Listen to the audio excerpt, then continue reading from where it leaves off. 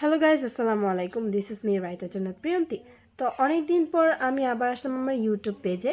তো এখানে আমি তোমাদেরকে বলবো যে কিভাবে ইংরেজিতে 70 থেকে 80 ভাগ তুমি আনসার করবে। তো ফার্স্টলি তুমি টেক্সট বুকটা খুব ভালোভাবে পড়বে, আয়ত্ত করে নেবে একদম। দেন সেকেন্ডলি তুমি গাইড বই পড়তে পারো বা যে কোনো ধরনের বই পড়তে পারো সেই টেক্সটটা বোঝার জন্য।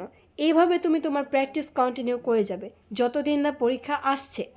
আর ফাইনালি যদি পরীক্ষা আসে তাহলে তুমি তোমার প্যাসেজ থেকে শতকরা 50 ভাগ আনসার করবে, কারণ এখানেই তো থাকে কারেক্ট আনসার থাকে, দেন প্রশ্ন থাকে বিভিন্ন ধরনের। এখান থেকে তুমি তোমার 50%, 100%-এর মধ্যে 50% কমপ্লিট করতে পারবে, আর বাকি থাকছে 50%। এই 50% কীভাবে কভার করবে? তো তোমার এই জন্য গ্রামার জানা থাকতে হবে। যদি তুমি অর্থ না বুঝো তাহলে গ্রামার বা কোনো টেকনিক খাটিয়ে তুমি পরীক্ষাতে ভালোভাবে নাম্বার তুলতে পারবে, ভালো নাম্বার তুলতে পারবে, বা অন্যদের তুলনায় তোমার রেজাল্টটা বেশি ভালো হবে। আর তোমার ফার্স্ট পার্টে থাকে রিটেন পার্ট।